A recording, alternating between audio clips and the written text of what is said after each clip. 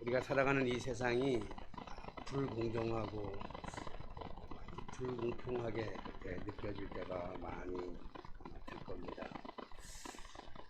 옳고 그름의 문제가 완전히 무너져버리고 무엇이 옳은 건지 무엇이 그른 건지를 분별하지 못할 만큼 그 경계가 무너진 속에서 우리가 살아가는 삶의 현장 속에서 왜 이 세상이 이렇게 불공정하고 불공평할까 생각하는 분들도 많습니다. 이 세상이 불공정하고 불공평한 것은 바로 인간의 무지와 실수, 인간의 탐욕적 욕망이 인간을 지배하기 때문에 인간으로부터 생겨난 하나님의 창조의 질서는 완전히 완벽하고 아름답지만 인간이 가지고 있는 그것을 추악한 그 욕망이 인간의 공정성과 인간의 오름을 높이고 있는 시대가 아닌가 생각해봅니다. 도저히 일어나면 안 될 일들, 도저히 일어나면 안 될 일들이 일어나고, 또 한편으로 보면 차라리 태어나지 않았으면 훨씬 더 좋았을 뻔할 텐데 생각을 가지는 만큼 불행하고, 태어나면 안 될 것 같은 사람들이 탄생하는 건 역시 인간이 가지고 있는 어떤 탐욕과 역시 인간의 무지와 가지고 있는 치명적인 실수 때문이라고 얘기할 수 있을 것입니다. 그러나 하나님은 인간의 이 실수와 악행마저도 그것을 하나님의 방법으로 하나님의 선으로 바꾸셔서 하나님의 구원의 역사를 이루어 가신 것을 보았습니다. 그렇기 때문에 성경은 하나님의 구원의 역사를 기록해놓은 책입니다. 그런데 이 구원의 역사를 이루신 예수 그리스도의 계보만 보더라도 이것이 한결같이 정직하고 의롭고 똑똑하고 이런 사람들을 통해서 하나님의 구원의 역사를 이뤄가는 것보다는 모자라고 부족하고 실수의 투성인 사람들을 들어서 하나님의 귀한 역사를 이뤄가는 성경에 나오는 야곱의 아들 유다만 보더라도 그의 며느리 다말을 창녀인 줄을 착각하고 오인해가지고 그와 동침해서 아들을 낳았는데 그 아들이 베레스와 세라입니까? 이 베레스가 결국 예수 그리스도의 계보를 이루는 그 통해서 그가 다윗의 조상이 되지 않습니까? 다윗의 뿌리가 되는 것처럼 이렇게 참 추악하고 더럽고 인간에 담을 수 없는 추한 행동, 이 죄를 통해서 구원의 역사를 이뤄가는 걸 보면 참 생각이 들 때가 있습니다. 뿐만 아니라 우리가 잘 알고 있는 다윗 역시 마찬가지잖아요. 다윗도 우리아의 아내 바세바를 강제로 뺏어가가지고 못하다시피 강제 추행을 하다시피 성폭행하다시피 해가지고 자기 아내를 삼고 그리고 낳은 아들이 솔로몬이잖아요. 그러니까 그 계보를 이룬 예수 그리스도의 이러한 추악한 일들, 인간의 실수와 인간의 무지 같은 것들을 통해서 하나님의 역사, 하나님의 계보를 이루는 것을 볼 수 있습니다.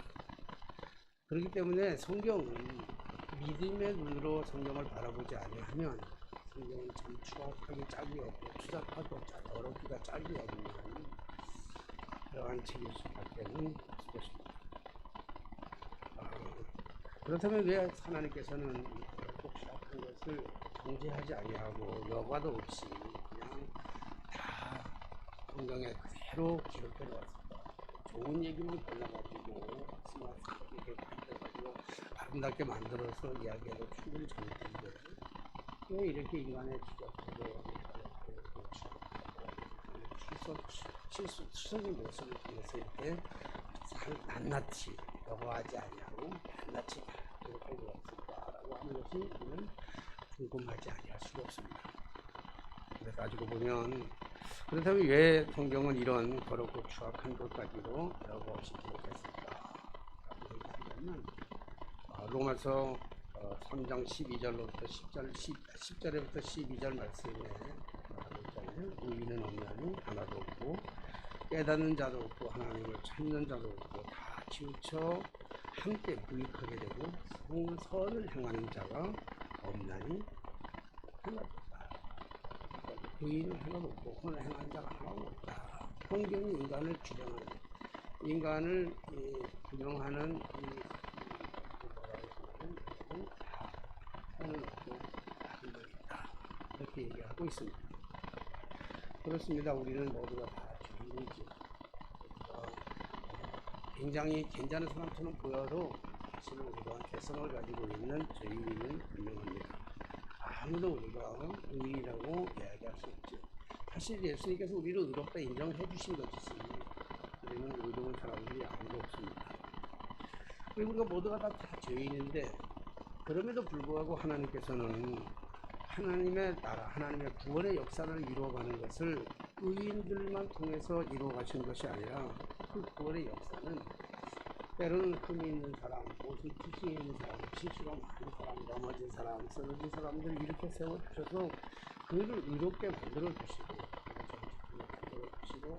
그를 통해서 그 의롭지 못한 죄인들을 통해서 하나님의 구원의 역사를 이루어갔던 사실을 알 수가 있는 것이죠. 그래서 우리가 좀 부족해도 우리가 좀 모자라도 우리가 좀 실수를 많이 했어도 우리가 좀 넘어졌어도 절망하거나 좌절할 필요가 없습니다. 오늘도 하나님의 손에 붙들린 바 된다면 우리가 하나님 속에 들어가서 하나님의 영으로 하나님의 사람으로 살아간다면 하나님께서는 틀림없이 우리를 통해서 또 하나님의 가족과 그런 역사를 다시 이루어 가실 줄로 믿습니다. 그렇기 때문에 우리의 눈으로 우리의 잣대를 가지고 아무렇게나 판단하는 것도 옳은 것이 아니고 내 잣대로 보면 나는 늘 옳아요. 그래서 내로만 남불 나오는 게 아닙니까? 나는 더 옳고 하더라고 그런 거예요.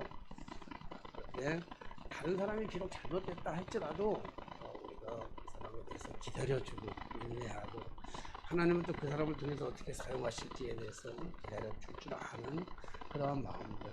또 반면에 내 스스로가 넘어졌고 내가 죄 가운데 있다 할지라도 너무 절망하거나 좌절하지 말고 또 하나님의 은혜를 구하면 하나님께서 우리를 통해서 하나님의 공복을 반드시 쓰여 가실 줄 믿습니다. 오늘 본문 말씀으로 우리가 돌아가 본다면 하갈이 아브라함에 의해서 조건을 받죠.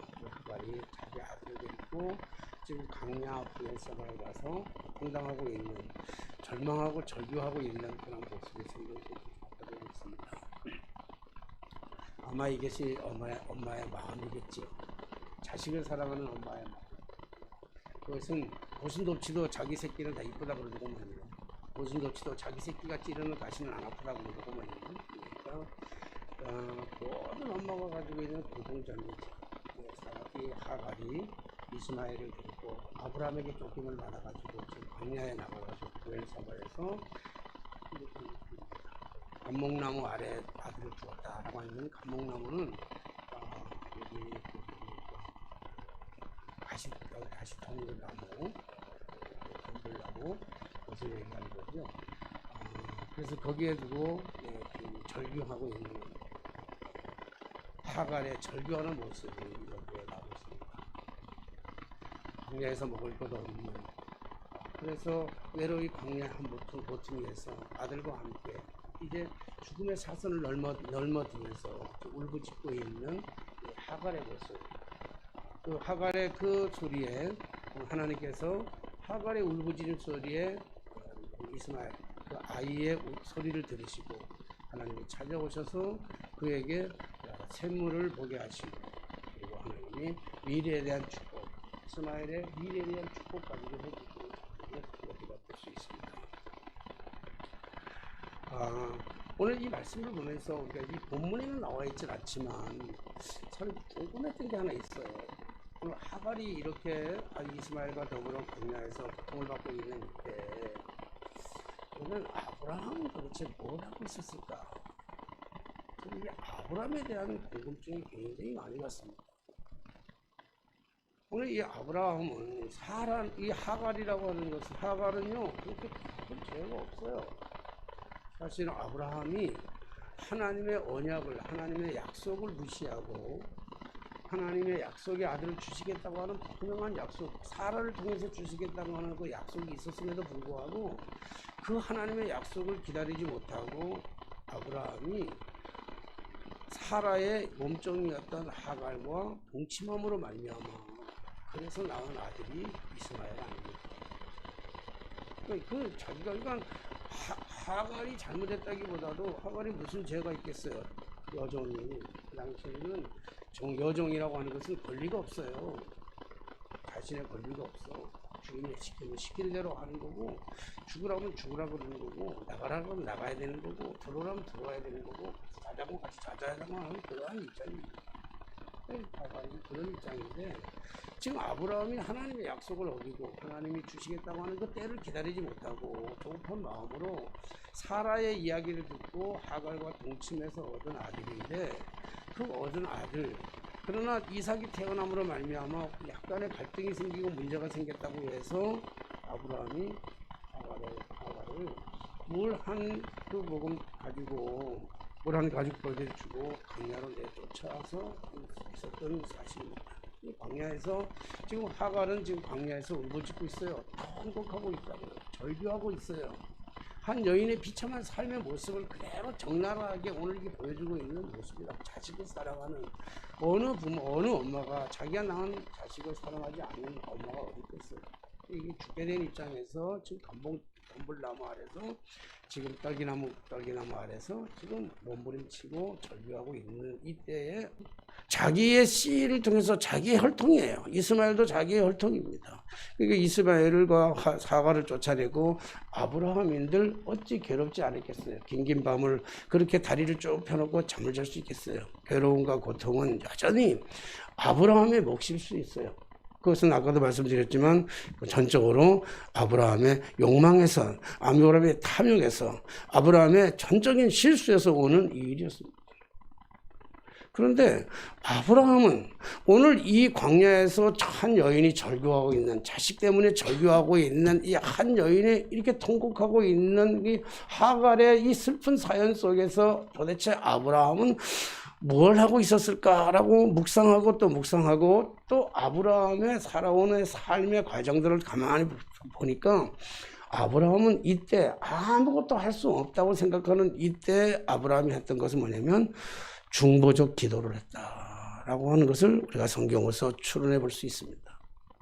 아브라함은 정말 인생의 고통 속에서 자기가 힘들 때, 어려울 때, 그리고 하갈에 대한 자기의 실수를 돌아보면서 끊임없이 했던 것은 중보적 기도를 아브라함이 했다라고 하는 것입니다. 중보적 기도라고 하는 것은 나 자신을 위해서 기도하는 것이 아니고 다른 사람을 위해서 기도해 주는 것을 가지고 우리가 중보적 기도라 이렇게 얘기합니다. 사실 중보적 기도는 교회에서 많이 쓰는 얘기죠. 사실 교회에서 중보 기도라는 말을 많이 써요. 그렇죠? 중보기도. 그래서 중보기도 모임도 있고, 중보기도 학교도 있고, 중보기도도 많이 있는데, 사실 본래의 중보라고 하는 뜻은요, 적대적 관계나 시시비가 있는 양자 사이에 화해와 일치를 도모하는 것을 중보라 이렇게 얘기합니다. 그러니까 인간과 적대적 관계 속에서 있는, 그러니까 이 기독교에서 쓰는 이 중보라고 하는 진짜 의미는 뭐냐면 하나님과 인간과의 적대적인 관계 아니습니까? 그래서 하나님과 인간과의 적대적인 관계, 시시비가 있는 이러한 문제 속에서 화해하고 화평을 가져다 준 것, 그 누굽니까? 우리 예수 그리스도잖아요. 예수 그리스도께서 십자가를 지심으로 말미암아 막힌 담이 무너지고, 그리고 하나님과 인간과의 그 적대적인 관계를 하나로 묶어주는, 그래서 중보라 이렇게 얘기를 하는 것이죠. 그래서 예수 그리스도의 십자가 위에서 하나님은 예수 그리스도의 중보적 역할을 완성하셨어요. 그래서 중보라 이렇게 얘기하는 것은 그리스도만을 사용할 수 있는, 인간이 사용할 수 있는, 인간에게는 이게 실제로 쓸 수 없는 단어예요. 중보라고 하는 단어는 기독교에서 쓸 수 있는 그러한 신적인 요소인데, 이걸 자꾸 우리가 중보기도 그러니까 그래서 우리는 중보기도라 하는 것보다 도고라고 얘기하는 것이 훨씬 더 좋고요. 그래서 저는 이 말을 다른 말로 의미를 한다면 중보기도라는 말보다는 중보적 기도가 훨씬 더 우리가 쓰는 말로 정확하지 않은가. 아브라함이 지금 중보적 기도, 하가를 위해서 할 수 있었던 유일한 길, 중보적 기도를 했다라고 얘기할 수 있습니다. 사실 다른 사람을 위해서 기도한다는 것, 그것은 쉬운 일이 결코 아닙니다. 아브라함 역시 사라를 위해서 기도한다고 하는 것은 사실은 쉬운 일은 결코 아닙니다. 얼마든지 자기를 합리화할 수 있고 얼마든지 자기 중심적으로 생각할 수 있는 이런 상황입니다. 그리고 종은 당시의 종이라고 하는 것은 여종은 아무렇게나 취급해도 별 상관이 없는, 또 물론 게다가 이것으로 고민하고 있을 때 사라가 자꾸 내보내기 쫓아내기를 원하잖아요. 그래서 괴로워 있을 때 하나님께서 아브라함에게 말씀하시잖아요. 내보내라고 말씀하시잖아요. 보내놓고 났지만, 보내놓고 나서 광야에서 그 부엘세바 광야에서 그 하갈과 이스마엘이 고통당하는 그 모습을 상상해 보면 이게 궁금해서 견딜 수가 없는 거예요. 고통을 견딜 수가 없는 거예요. 그래서 고통과 괴로움 속에서만 나날을 지치는 게 아니라 그가 했던 유일한 길이 있다면 고통 속에서, 근심 속에서, 아픔 속에서, 갈등 속에서, 어려움 속에서 그가 할 수 있었던 것은 뭐냐면 중보하며 기도했던 것입니다. 사실 우리 아들을 키우면서 다솔이가 부남에 있을 때 많이 아팠는데 그 병원도 없고 약국도 없고 아무것도 없을 때 정말 우리 자식이 많이 아프니까 기도하러 강단에 들어가니까 강단에 들어가서 기도하는데, 사실 우리 사람도 뭐 전도사님 나한테만 의지하고 뭐 약도 없고 아무것도 없으니까 근데 기도하러 강단에 들어갔는데, 올라갔는데 진짜 내 자식이 아프니까 기도가 안 나오더라고. 기도가 막막하더라고. 오늘 우리가 살아가는 삶 속에서 살아가면서 통곡할 기력조차도 잃어버렸고, 통곡할 기력도 없고, 눈물도 다 말라버렸고, 그리고 기도할 것까지도, 기도할 의지까지도 잃어버린 우리의 삶을 살아갈 때가 얼마나 많은지 모릅니다. 그럴 때 어떻게 해야 되는 거 아닙니까? 오늘 자식을 위해서 기도해야 되는데, 기도해야 되는 건 아는데, 기도해야 되는데 기도가 안 나오는 거예요. 그러다가 문득 기도가 안 나오는데 번쩍 스쳐 지나가는 게 있는데, 그게 중보적 기도더라고요. 우리 아이들을 위해서 기도할 것이 아니고 정말 이웃을 위해서, 주변에 수없이 많은 아픈 사람들을 위해서 외면했던 것, 기억하지 못했던 것, 내 중심적인 삶에서 좀 벗어나서 다른 사람들의 아픔, 다른 사람들의 고통, 다른 이웃들에게 괴로운 문제를 돌아보면서 한편 그 과정을 돌아보며 기도하니까 그것이 뭐냐면 중보적 기도 아닙니다.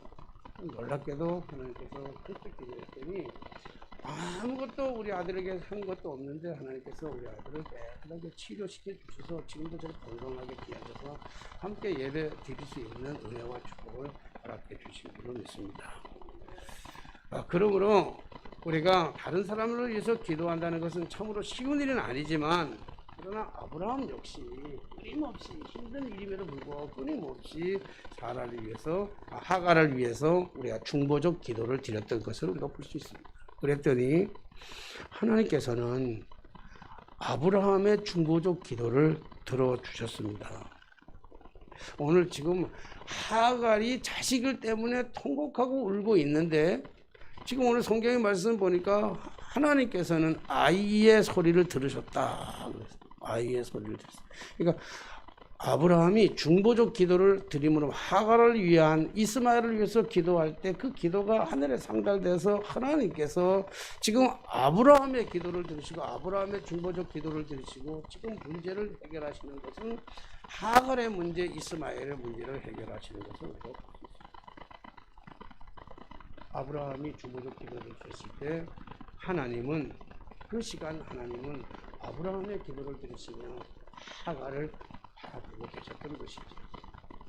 아브라함이 기도의 소리에 하나님께서는 그 아이의 그 소리, 하갈의 울음소리를 듣고 계셨던 것이지. 아브라함이 지금 중보적으로 기도하는 그 기도의 그 소리에 하나님께서는 친히 오늘 하갈을 찾아가 주셔서 하나님이 만나 주셨던 것입니다. 그러므로 중보기도라고 하는 것은 하나님의 마음을 여는 열쇠인 줄로 믿습니다. 중보적 기도란 거 하는 것은 하나님의 마음을 열 뿐만 아니라 하나님의 시선을 머물도록 하는 것, 그것이 중보적 기도의 힘인 줄로 믿습니다. 하나님의 마음이 열리고 하나님의 시선이 그곳에 머물고, 그리고 하나님의 뜻까지도, 하나님의 계획까지도 변경시켜 주시고 바꿔주시는 하나님의 놀라운 역사, 그것이 바로 중보적 기도의 능력이고 중보적 기도의 힘이고 중보적 기도의 역사인 줄로 믿습니다. 사실 아브라함이 하나님 앞에 중보적 기도를 드릴 때에 지금 하나님께서는 이 고통의 문제, 물이 없어서 고통당하고 있는 이 문제 속에 하갈이 고통당하고 있는 하갈의 눈을 여셔서 하나님은 그 옆에 있는 샘물을 발견하게 하시죠. 그러니까 샘물이 없었던 것이 아니에요. 여전히 그전에는 어제도 있었고 그저도 있었고 계속 있었는데 지금까지 하갈의 눈에는 그 샘물이 보이지 않았던 거예요. 그런데 아브라함이 중보적 기도를 들음으로 말미암아 들어주시고 하나님께서는 하갈의 눈을 열게 하시니까 하갈의 눈이 열릴 때 그 옆에 샘물이 있는 것을 발견할 수 있었던 것이죠. 사랑하신 여러분, 오늘 우리가 인생을 살아가면서 참 여러 가지 인생의 문제를 닥치고 환난을 닥치고, 그리고 늘 없다고 얘기할 때마다 없는 것이 아니라 안 보이는 거예요. 우리 주변에 물질이 없는 것이 아니라 물질이 안 보이는 거지, 우리의 길이 없는 것이 아니라 길이 우리에게는 안 보이는 것이죠. 그래서 우리가 절망하게 되고 좌절하게 되고 포기하게 되는 경우가 얼마나 많은지 모릅니다. 오늘 이 말씀을 보면서 오늘 하갈의 통곡 어린 그 가슴을 다시 한번 생각해 볼 수 있는 거예요. 사랑하신 여러분, 우리가 살아가면서 지금 우리가 당한 우리의 삶의 형편이, 우리의 정황이 정말로 고통스럽습니까? 아픕니까? 괴롭습니까? 정말 눈물이 다 말을 소진해 버릴 만큼 우리의 사연이 너무 슬프고 괴롭습니까? 아니면 통곡할 기력조차도 잃어버렸습니까? 오늘 우리가 이러한 힘든 어려운 삶 속에서 답을 찾지 못하고 헤매일 때 오늘 우리에게 분명한 것이 들려오는 것은 오늘도 우리를 위해서 누군가 기도해 주고 계시다고 하는 사실입니다. 그래서 로마서 8장 26절에 보니까 이와 같이 성령도 우리의 연약함을 아시나니 도우시나니 우리는 마땅히 기도할 바를 알지 못하나 오직 성령이 말할 수 없는 탄식으로 우리를 위하여 친히 간구하시니라. 그렇게 말씀하고 있습니다. 오늘 우리가 기도할 기력조차도 잃어버리고 기도할 수 없는 이때에도 하나님 우리의 모든 사정과 형편을 다 아시고 성령 하나님을 보내주셔서 우리로 하여금 우리에게 기도할 수 있도록 기도하는, 대신 기도해 주시는 하나님의 거룩한 음성을 듣는, 그래서 우리의 문제와 아픔과 슬픔과 탄식의 문제를 주님께서 해결하시고 볼 수 없어서가 아니라 우리의 눈이 가로막혀서 우리가 가지고 있는 우리의 아픔 때문에, 우리의 슬픔 때문에, 우리의 고통 때문에, 우리의 문제 때문에 볼 수 없었던 그 해결의 그 답들이 우리 주님이 우리를 위해서 중보하는 기도의 그 중보의 능력으로 말미암아 오늘 우리 문제가 깨끗하게 해결될 수 있으리라 믿습니다. 사랑하신 여러분, 힘드십니까? 어렵습니까? 자녀 때문에 고통당하십니까? 괴롭습니까? 도저히 해결할 수 없는 문제 때문에 아무런 답이 보이지 않는 것 때문에 마치 저 브엘세바 광야에서 울부짖고 있는 오늘 이 하갈 같은 이 모습으로 우리가 살아가고 있습니까? 그러나 두려워하지 마십시오. 그러나 염려하지 마십시오. 우리가 울부짖고 있는 이 통곡의 소리 때문에 주님은 우리를 대신해서 여전히 우리를 위해서 지금도 변함없이 기도하고 계실 줄로 믿습니다. 때가 되면 반드시 그 문제가 축복의 통로로 바뀌어 주실 줄로 믿습니다.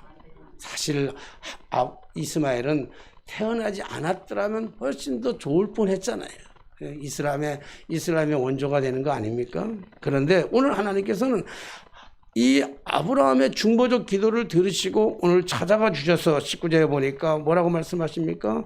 그가 큰 민족을 하게 하리라고 하는 말씀을 허락하여 주시고, 그리고 그 샘물을 보고 가죽 부대를 채워다가 그 아이에게 마시게 하였더라. 그리고 뭐라고 얘기합니까? 그가 30절에 보니까 그가 장성하여 광야에서 거주하며 활 쏘는 자가 되었더니, 그리고 21절에 애굽 땅에서 아내를 얻어 주었더라. 오늘 이스마엘에 가는 모든 길을 열어주시는 하나님의 은혜가 있습니다.